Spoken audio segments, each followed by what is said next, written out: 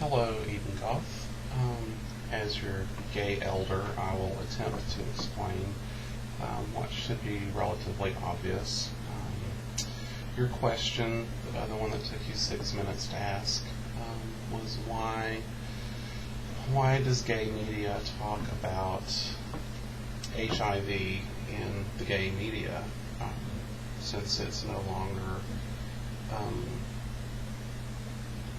the big gay problem that it used to be. Your evidence to the fact that it's really not such a pandemic among the gay community is your own experience in a suburb, not knowing many gay people in your social group that has HIV.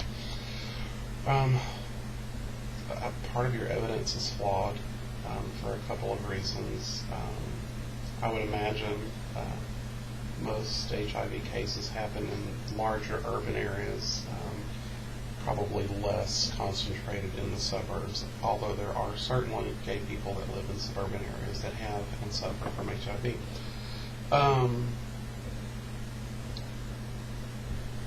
HIV is acquired sexually. Still, the greatest incidence of infection, the greatest vector of infection is a gay man receiving anal sex from a person that happens to be infected with the virus. And largely, this is concentrated among gay men just because that's the way they tend to have sexual relations with each other. Socially, younger gay men tend to not congregate a lot in places with older gay men. They tend to hang around their peer group. And also, the statistical factor in that is that you're relatively young. You're relatively in the early days of your sexual experience. Say point A is the beginning of your sexual experience and point B is the end. You're obviously closer to the A end. And as you continue to have sexual experience, you said you had a boyfriend, that may not last forever. You may have other partners.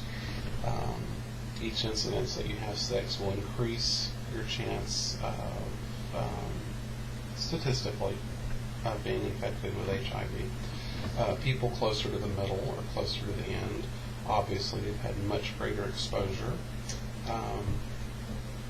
Not everyone dies with HIV like they used to, but there are still a lot of people alive with HIV and a lot of gay people that are alive with HIV. And because you don't know any of them, really just says a lot about your social circle, more than it says about the incidence of HIV in not only in the world or in the United States, but even in your community. It just says practically that you really don't extend your social network beyond probably young men in their early 20s.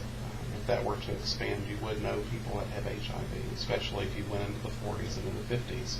Past that, you wouldn't meet a lot of people because past that, most people that acquired HIV passed away.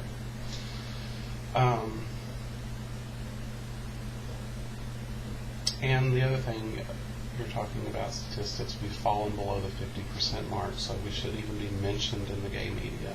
HIV and AIDS is the gay Holocaust. That's like saying, because Hitler doesn't kill Jews anymore, the Holocaust shouldn't be mentioned, or fascism shouldn't be mentioned in publications that are aimed, whose target audience are Jews. And that's bizarre that you would even say that. And I'm sure, although I'm not HIV positive, I'm sure a lot of people that are HIV positive and happen to be gay would take offense that at the suggestion that the disease of HIV and AIDS should be banished from gay media because a young 20-year-old in the suburbs doesn't believe it affects him anymore. So that's why.